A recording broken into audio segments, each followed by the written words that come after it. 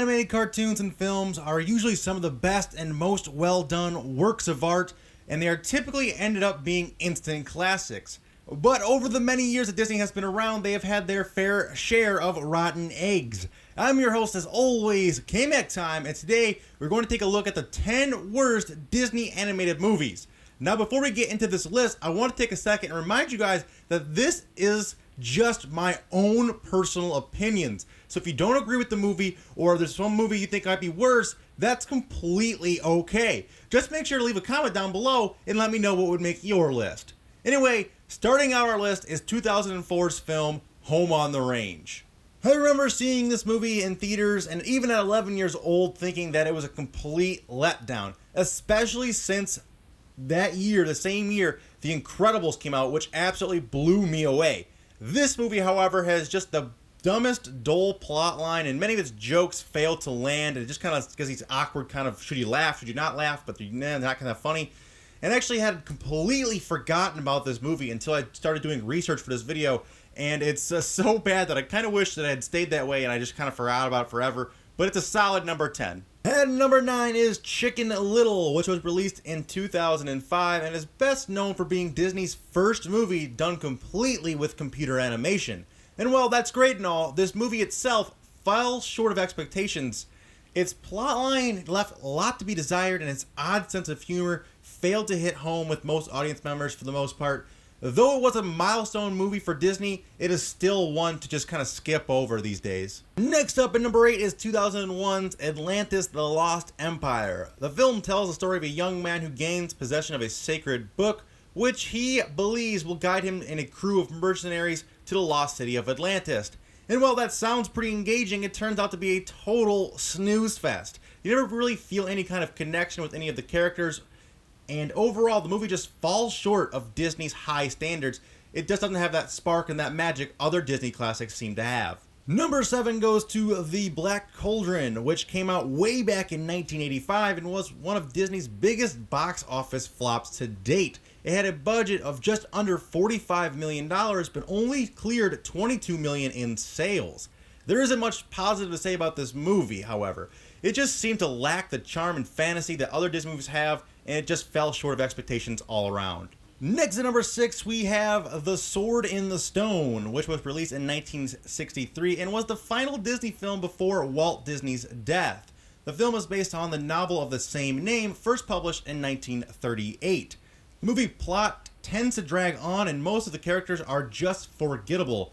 Another beautiful movie that for whatever reason just missed out on the magical Disney charm. Number 5 goes to Oliver and Company, which came out in 1988 and was inspired by the classic Charles Dickens novel Oliver Twist. The movie follows the character Oliver, who is a homeless kitten who joins a gang of dogs to survive in the streets of New York City.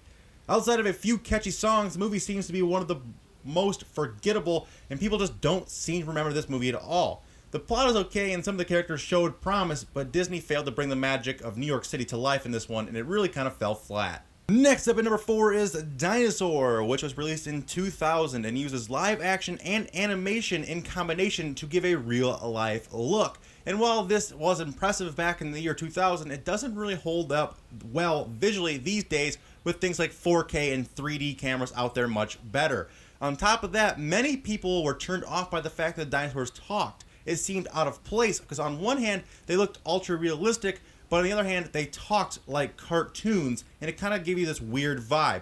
On top of that, the movie just wasn't that great, the plot was kind of iffy, and the characters were overall forgettable. It did receive a 65% on Rotten Tomatoes, making it not the worst movie ever, but it's definitely one you should just skip over. Number 3 goes to 2007's Meet the Robinson.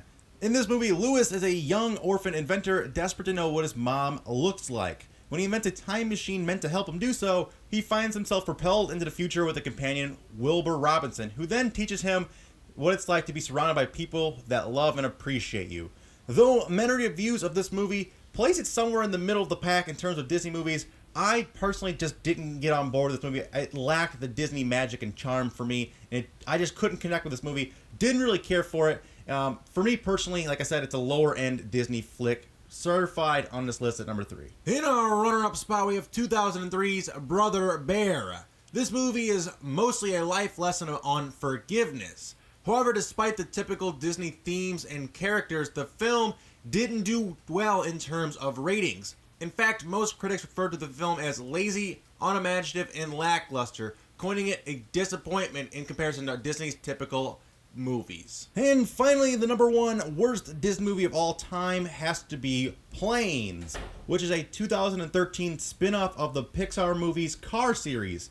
This, however, was not done by Disney and Pixar, it was done by Disney Toon Studios, and they fell well short of Pixar's high standards. It received an awful 26% on Rotten Tomatoes. The movie was originally planned to just be a straight-to-DVD release, but instead it was put in theaters last minute. It is speculated this was done to drum up interest in the new toy line for the Cars and Planes movies that Disney was rolling out that year.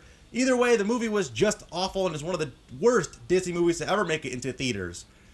But, like I said, that is just my top 10. Let me know down in the comment section what you guys think about these and what are some of your least favorite Disney movies of all time. Also, make sure to hit that like button. It really helps me out when you guys like and share my videos. And if you guys have not seen my previous videos on the worst Nickelodeon cartoons and the worst Cartoon Network cartoons and the best Pixar movies, please check all of those out. Links will be in the end slate and the description. Also, if it's your first time on the channel, make sure to hit that subscribe button to get more videos in your sub box weekly. But until next time, guys, remember that's always K-Mac time somewhere. So take it easy and peace out.